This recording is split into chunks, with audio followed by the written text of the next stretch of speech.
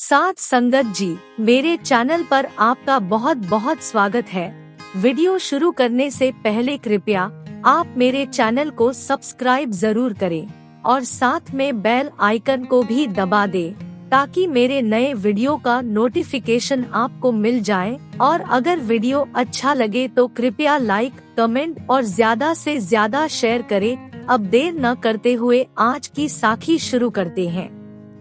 साथ संगत जी, एक बार गुरुद्वारे में घोषणा हुई कि यहाँ सेवा चल रही है और जो लोग रोज सेवा में आ सकते हैं वो अपना नाम यहाँ लिखवा दे। लोग वहाँ पर अपने नाम लिखवा रहे थे, तभी वहाँ पर एक औरत आई। वो जब अपना नाम सेवा के लिए लिखवाने लगी तो गुरुजी वहाँ पास में ही बैठे हुए थे। गुरुजी ने कहा, बीबी जी आपसे सेवा नहीं होगी, सेवा बहुत भारी है, मिट्टी उखाड़ कर टोकरों में भरकर फेंकनी है। तो उस औरत ने कहा, गुरुजी मैं सेवा कर लूंगी, आप मुझे मत रोको। और ये बोलकर वो जोर जोर से रोने लगी। गुरुजी ने उससे पूछा, तू रो क्यों रही है? तो उस औरत ने बताया कि मेरे पति कई महीनों से बीमार है और मेरा बेटा जो छोटी सी उम्र का है उसी टीबी की बीमारी है। अब ना तो दोनों बैठ सकते हैं और न ही बोल सकते हैं। वो दोनों सारा दिन चारपाई पर लेटे रहते हैं। परमात्मा ने मेरे भाग्य में दुख ही दुख लिखे हुए हैं। मैंने सुना है आपके दर पर सेवा करने वालों के सभी दुख खत्म हो जाते हैं। आप मुझे सेवा करने की इजाजत दे दो।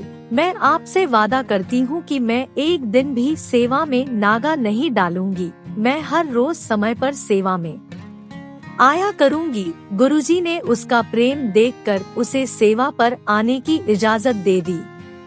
अगली सुबह वो औरत उठी। उसने बच्चे को दूध और पति को खाना खिलाया और पूछा, स्वामी क्या मैं सेवा पर चली जाऊं? पति बोल तो सकता नहीं था। उसने हाँ में सिर हिला दिया कि सेवा में चली जाओ। वो सेवा में चली गई। अब वो रोज ऐसे ही करने लगी। सुबह अपने पति से आज्ञा लेती और सेवा के लिए चली जाती। सेवा करते हुए उसे 16 दिन बीत गए। 17वें दिन जब उसने अपने पति को उठाया और आज्ञा लेने लगी तो पति ने सिर नहीं हिलाया। उसने 2-3 बार पूछा पर पति ने सर नहीं हिलाया। उसने पति के चरणों को पकड़ लिया और कहने लगी, स्वामी मुझे सेवा पर जाने की अनुमति दे दो। मुझे सेवा पर जाना है। लेकिन पति के कुछ ना बोलने पर जब उसने पति के मुंह से चद्दर हटाई तो देखा उसके पति का देहांत हो चुका था। वो रोने लगी और भगवान को कोसने लगी कि हे भगवान, इतने दुख मुझे ही क्यों? मैं तो पहले ही इतनी दुखी थी और कितने दुख दोगे मुझे? फिर एकदम से उसके मन में ख्याल आया कि मैंने गुरुजी से वादा किया था कि मैं सेवा पर एक दिन भी नागा नहीं डालूंगी, रोज सेवा पर आऊंगी। अब मैं क्या करूं? एक तरफ पति का देहांत हो गया है और दूसरी तरफ मुझे सेवा पर भी जाना है। ये सोचते सोचते उसके मन में ख्याल आया कि मुझे पहले रब को मनाना चाहिए, दुनिया को नहीं। इसलिए पहले सेवा जरूरी है। बहुत सोच विचार करके वो वहाँ से चल पड़ी। वो जाते जाते रास्ते में रोती हुई जाती है। जब वो गुरुद्वारे पहुँचती है तो वहाँ कीर्तन हो रहा होता है। ये रोज का नियम था। पहले कथा कीर्तन होता था, फिर सेवा शुरू होती थी।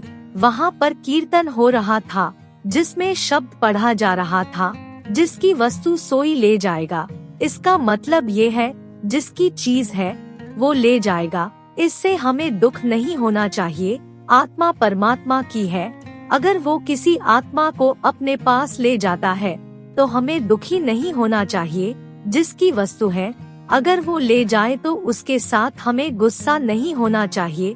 परमात्मा कभी किसी का बुरा नहीं करता, इसलिए हमें परमात्मा को कभी गलत नहीं कहना चाहिए।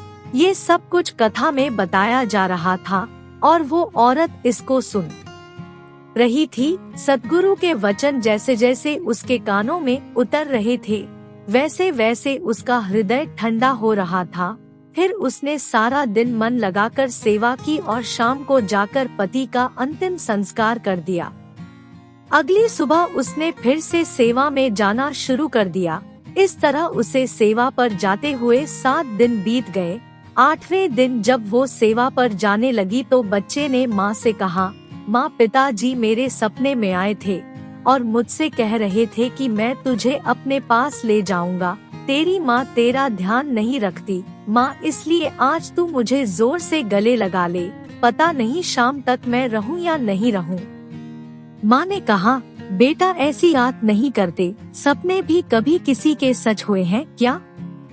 फिर उसने दूध वाली बोतल बच्चे को दी और सेवा पर जाने लगी तो बेटे ने फिर से आवाज लगाई, माँ, मरने वाले की आखिरी इच्छा सब पूरी करते हैं, मेरी भी इच्छा पूरी कर दे, मुझे एक बार गले से लगा ले, कहीं ये ना हो कि मैं अपनी माता के प्यार के बिना ही इस संसार से चला जाऊं। बच्चे के मुख से ये वचन सुनकर माँ रोने लगी और उसकी बाजू पकड़कर कहने लगी है, ये ले तेरी बाजू में गुरु को पकड़ाती हूँ, अब तेरी रक्षा गुरु करेंगे। जिसके ऊपर गुरु की रहमत हो जाती है उसके घर के आसपास भी यमदूत नजर नहीं आते, इसलिए बेटा तू बिल्कुल मत डरना, क्योंकि तेरी बाजू गुरु ने पकड़ रखी है। फिर माँ ने टोकरा उठाया और सेवा पर चली गई। पूरा दिन उसने सेवा की और जब वो शाम को घर वापस आई तो उसने जैसे ही दरवाजा खोला तो क्या देखती है, जो बच्चा चारपाई से उठ नहीं सकता था वो आंगन में खेल रहा था। वो अपनी आंखों को मल मल कर देखती है कि ये चमत्कार कैसे हो गया। जो बच्चा कई महीनों से चारपाई पर लेटा हुआ था वो एक ही दिन में कैसे ठीक हो गया। उसने बच्चे से पूछा, बेटा ये चमत्कार कैसे हो गया? सुबह तो तू बोल रहा था कि मैं मरने वाला हूँ, लेकिन अब तू एकदम से ठीक हो गया। तब बच्चे ने बताया, मैं मरने वाला ही था, मेरी सांस बंद हो रही थी और मेरा गला सूख रहा था। मैं जोर जोर से पानी पानी चिल्लाने लगा, तभी अपने घर का दरवाजा अपने आप खुल गया और एक बड़ा ही सुंदर सा बाबा आया जिसकी गोल पगड़ी थी और बहुत ही लंबी दाढ़ी थी। उसने मुझे पानी पिलाया और मुझे ऐसा लगा जैसे मैं पुनर्जीवित हो गया। फिर वो बाबा चला गया। थोड़ी देर के बाद फिर मेरा दम घुटने लगा। मैं फिर पानी पानी चिल्लाया तो वही बाबा फिर से आया और मुझे पानी पिलाया। अब मुझे पहले से भी ज्यादा आनंद आने लगा था। फिर मैंने पूछ लिया, बाबा आप कौन हो? उसने अपने बारे में तो कुछ नहीं बताया, उल्टा मेरे से ही पूछने लग गया, तेरे पिता कहाँ है?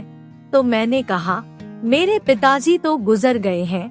फिर उसने पूछा, माँ कहाँ है? तो मैंने कहा, माँ तो सेवा पर गई है, माँ मेरा ख्याल नहीं रखती, मुझे अकेले छोड़कर सेवा पर चली जाती है और मैं ऐसे ही तड़पता रहता हूँ। आज अगर आप ना आते तो मेरी जान चली जाती। अब आप बताओ आप कौन हो? उस बाबा ने बताया कि तेरी माँ जहाँ पर सेवा करने जाती है मैं उसी जगह से आया हूँ। जैसे जैसे बच्चा सारी बात बता रहा था वैसे वैसे वो औरत रोती जा रही थी। साथ में वो वाहेगुरु का शुक्राना कर रही थी कि मुझ गरीब के घर आप खुद चलकर आए, मुझे और मेरे बच्चे को बख्शने के लिए। इतने में बच्चे ने पूछा, माँ आप जानती हो वो बाबा कौन है? माँ ने रोते हुए बच्चे को गले से लगाया और कहा, वो गुरुजी है जो खुद तेरे मुख में पानी डाल कर गए हैं, तुझे नया जीवन दान देकर गए हैं। फिर अगली सुबह वो बच्चे को साथ लेकर सेवा में गई। वहाँ पर गुरुजी को देखकर बच्चा दौड़कर उनके पास चला गया और अपनी माँ से बोला, यही बाबा तो कल हमारे घर आए थे। वो औरत जोर जोर से रोती है और गुरु का शुक्राना अदा करती है और कहती है, आज से हम दोनों ही सेवा पर आएंगे। साथ संगत जी, इस सुंदर साखी से हमें यही शिक्षा मिलती है कि गुरु हमारी हर परिस्थितियों में मदद करते हैं। हमें हमेशा गुरु की बातों पर विश्वास करना चाहिए और जो कुछ गुरु हमें समझाते हैं उस पर अमल करना चाहिए और बिना नागा वाहेगुरु का नाम जपना चाहिए। साथ संगत जी, अगर आपको ये साखी अच्छी लगे तो कृपया लाइक, कमेंट और शेयर जरूर करें। आपके प्यार और स्नेह के लिए बहुत बहुत धन्यवाद।